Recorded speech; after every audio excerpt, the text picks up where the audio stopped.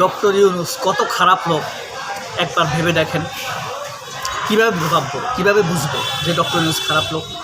কারণ ডক্টর ইউনূসকে ভারত খারাপ বলতেছে, ডক্টর ইউনূসকে হাসিনা খারাপ বলছে, ডক্টর ইউনূসকে এদেশের ভারতের দালালরা খারাপ বলছে, ডক্টর ইউনূসকে কালের কণ্ঠ পত্রিকা খারাপ বলছে, চ্যানেল 24 খারাপ বলছে, ইন্ডিপেন্ডেন্ট টিভি খারাপ বলছে, এদেশের লোকাল ভারতীয় এজেন্টরা খারাপ বলছে।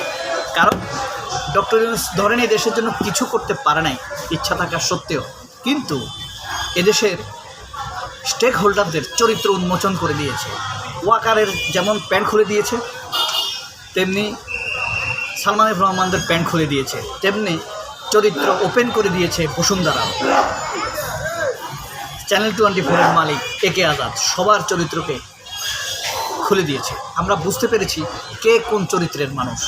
কিন্তু তারা এখন খারাপ না, খারাপ ওই ডক্টর ইউনূস। কারণ কি জানেন? ডক্টর ইউনূস আবার আসবে ডক্টর ইউনূস। একজন আন্তর্জাতিক ব্যক্তিত্ব সম্পন্ন বাংলাদেশকে ঠিক পথে আনতে পারেন নাই, এটা ঠিক। কিন্তু চরিত্রহীন রাজনীতিবিদরাই বাংলাদেশের মূল সমস্যা। ডক্টর ইউনূসের ব্যর্থতা হলো তিনি তাদেরকে চেঞ্জ করতে পারেন না, কিন্তু সাফল্য হলো তিনি দেখিয়ে দিয়েছেন এদের চরিত্র খারাপ। আমলা বলেন, রাজনীতিবিদ বলেন, পুলিশ বলেন, ডিফেন্স বলেন, এরাই ডক্টর ইউনূসের সাথে প্রধান শত্রুতা করেছে, অর্থাৎ এই দেশের সাথে প্রধান শত্রুতায় উপনীত হয়েছে। ইন্টারিম গভর্নমেন্টে থাকার সময় ডক্টর ইউনূস যদি প্রথম থেকেই কঠোর অবস্থানে যেতেন তাহলে তিনি হয়তো আরও কিছু করতেন, কিন্তু তিনি তো রাজনীতির মানুষ না, বুঝে উঠতে তার একটু সময় লাগাটা খুব স্বাভাবিক। এই কারণেই সময় নিতে গিয়েই দুর্নীতিতে অভিজ্ঞ আমলারা তারা তাদের খেলাটা খেলে দিচ্ছে। হ্যাঁ, এই কারণেই সময় পেয়ে গিয়েছে ওয়াকারেরা। ডক্টর ইউনূস কেন খারাপ ব্যক্তি, কী কী কাজ খারাপ তার, সে টিকা আনে নাই। অথচ 2024 সালে যে পরিমাণ টিকা আনা হয়েছে 2025-এ তার চাইতে বেশি টিকা আনা হয়েছে। কিন্তু তারা অবলীলায় মিথ্যা কথা বলছে, ডক্টর ইউনূস টিকা আনে নাই।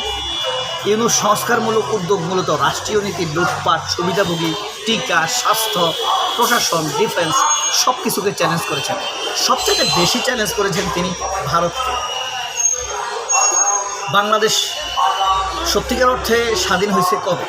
কখনোই হয়নি। বাংলাদেশ 71-এর পর থেকে ভারতের গোলাম হিসেবেই ছিল। শুধুমাত্র ডক্টর ইউনূসের 18 মাস আমরা বুঝতে পেরেছি, শিখতে পেরেছি আসলে বাংলাদেশের রাজনীতি কেমন হওয়া উচিত। ভারতের হেজিমনির বাইরে গিয়ে, ভারতের আধিপত্যবাদের বাইরে গিয়ে ইউনূস মূলত এমন একটি রাষ্ট্র ছেড়েছিলেন যেখানে আন্তর্জাতিকভাবে গ্রহণযোগ্য মানবাধিকার সিস্টেম অব্যাহত থাকবে, মানুষ বিচার পাবে, পুলিশ মানুষকে আশ্রয় দিবে। কিন্তু বর্তমান বাংলাদেশে কী আছে? পুলিশ একটি ঠেকানো বাহিনী, আর্মি কন্ট্রাক্টরি বাহিনীতে পরিণত হয়েছে, রাজনৈতিক দলগুলো লুটপাটের কমিটিতে পরিণত হয়েছে। এই কারণেই এই রাজনীতিকে ডক্টর ইউনূস বদলে দিতে চেয়েছিলেন। ডক্টর ইউনূসের 18 মাসেই আমরা কেবল বুঝতে পেরেছি এই বাংলাদেশের রাজনীতি কেমন হওয়া উচিত, যে রাজনীতি আমরা চাই। ভারতের চোখ রাঙানির বাইরে এসে চ্যালেঞ্জ করে বলতে পেরেছে যে আমাদের এক্সট্রা একটি রাজনীতি রয়েছে। ডক্টর ইউনূসের বারবার এমন এই রাষ্ট্র ব্যবস্থার কথা বলেছেন যেখানে আন্তর্জাতিক মানে সুশাসন থাকবে। আর এই কারণে প্রচলিত ক্ষমতাকেন্দ্রিক রাজনীতির অনেকেই তাকে অস্বস্তিকর হিসেবে দেখেছে, শত্রু হিসেবে বিবেচনা করতে শুরু করেছে। তারেক রহমান ভাবতে শুরু করেছে ডক্টর ইউনূসকে যদি মানুষ একবার ভালোবেসে ফেলে তাহলে আমার তো আর কোনো পাত্তা থাকবে না। এই কারণে তারেক রহমানও তাকে খারাপ জানতে শুরু করেছে। জামায়াতকে শেষ পর্যন্ত ডক্টর ইউনূস ধন্যবাদ দিয়েছেন, একটি সুশৃঙ্খল হেল্পফুল পলিটিক্যাল পার্টি হিসেবে তাদেরকে ধন্যবাদ দিয়েছেন।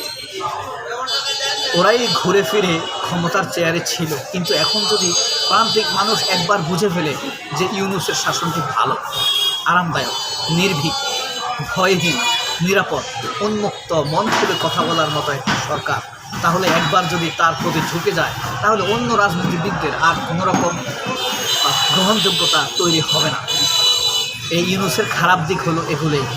প্রমাণিত খারাপ দিক আছে, ওদের কাছে প্রমাণিত ইউনূসের খারাপ দিক করে। এই কারণে ওই পয়েন্টগুলো না বলে তারা অন্য, যেমন স্বাস্থ্য, টিকা, আন্তর্জাতিক আমেরিকার সাথে চুক্তি, এই বিষয়গুলোর সামনে এনে ইউনূসের সমালোচনা করে। আমেরিকার সাথে বাংলাদেশের চুক্তি অবশ্যই ভালো, দেশের স্বার্থ বিনিময়ের মাধ্যমে ক্ষমতায় আসা ব্যবহার করা ছিল অঘোষিত প্রতিযোগিতা, যার ফলে আজ ৭১ হুমকির মুখে। ৭১ মানে কি? ৭১-এর কথা বলে আপনি মানুষকে রাজাকার বলে গালি দিবেন, ৭১-এর কথা বলে আপনি মানুষকে দমিয়ে রাখবেন, ৭১-এর কথা বলে আপনি লুটপাট করবেন, আপনাকে বাধা দিলে তাকে রাজাকার বলে সাব্যস্ত করবেন। ৭১ এখন আপনার লুটপাট, অত্যাচারের হাতিয়ার, আর কিছু না। আমার জীবনে ৭১-এর অবদান কী আমি কিছু দেখিনি। ৭১-এর যুদ্ধ হয়েছে, মানুষ মারা গেছে, দেশ পাকিস্তান থেকে স্বাধীন হয়েছে। ডক্টর ইউনূসের 18 মাসের শাসন রাষ্ট্র পরিচালনার যে রূপরেখা ও সংস্কার করে গেছেন, যেমন মানবতাবিরোধী, দুর্নীতি দমন, আইসিটি, প্রতিরক্ষা, রাষ্ট্রীয় ব্যবস্থাপনা, সকল ব্যাংক দপ্তরের রিজার্ভ সহ দেশের সার্বভৌমত্ব, স্বাধীনতা রক্ষা সকল উদ্যোগ বাংলাদেশগুলোকে বাতিল ও পাশ কাটিয়ে সংসদের মেজরিটির দোহাই দিয়ে বাদ করে দেওয়া হয়েছে। দেখবেন স্বাস্থ্যমন্ত্রীও ডক্টর ইউনূসকে খারাপ বলে, হাসিনাও খারাপ বলে, ওবায়দুল কাদেরও খারাপ বলে, তারেক রহমানও ডক্টর ইউনূসকে খারাপ বলে। তারেক রহমানের গত 3 মাসে উচিত ছিল তিনটি বড় প্রতিষ্ঠানে ডক্টর ইউনূসকে বিশেষ অতিথি করা, দাওয়াত দেওয়া, তার মন্ত্রী পরিষদের উপরে বক্তব্য দেওয়া, তার এমপিদের উদ্দেশ্যে বক্তব্য দেওয়া, এতে দলের সবাই ট্রেন্ড হতো। এই চান্স মিস করেছে। আমি বুঝতে পারি না জামাত কেন এই সুযোগ নেয় না। এটা জামাতের চরম দুর্বলতা এবং ট্রেন্ডে গা বাসানোর একটা অভ্যাস। যারা রাষ্ট্রীয় সম্পদ, ব্যাংকের টাকা খালি করেছে, ডক্টর ইউনূসের রিকভারি উদ্যোগগুলোকে চ্যালেঞ্জ করা হয়েছে, বন্ধ করে দিচ্ছে। ডক্টর ইউনূসের একজন দুর্দান্ত গভর্নরকে তারা বের করে দিয়েছে। অনেকের বিশ্বাস নামমাত্র স্বাধীনতার গণ্ডি পেরিয়ে প্রকৃত অর্থনৈতিক নীতিগত স্বাধীনতার পথে এগিয়ে যাওয়ার প্রশ্নে ডক্টর ইউনূস চিন্তা ও উদ্যোগ একটি গুরুত্বপূর্ণ অধ্যায় হয়ে থাকে বাংলাদেশের শাসন ব্যবস্থা। আমাদের প্রজন্ম, আমাদের পরের প্রজন্ম ডক্টর ইউনূসকে চিনেছে। ডক্টর ইউনূস প্রতারক নয়, ডক্টর ইউনূস একজন সুশাসক, ডক্টর ইউনূস একজন ভালো মানুষ। ডক্টর ইউনূসের যে সমালোচনা আছে সেটা সম্পূর্ণ ভুল ত্রুটি সংলগ্ন, ইচ্ছাকৃত কোনো করার নাই। আমার এই বিশ্বাস অত্যন্ত সত্য। ইচ্ছাকৃতভাবে ডক্টর ইউনূস ক্ষতি তো করেনি, তারপরে যা করেছে সেটা ইচ্ছাকৃত, সেটা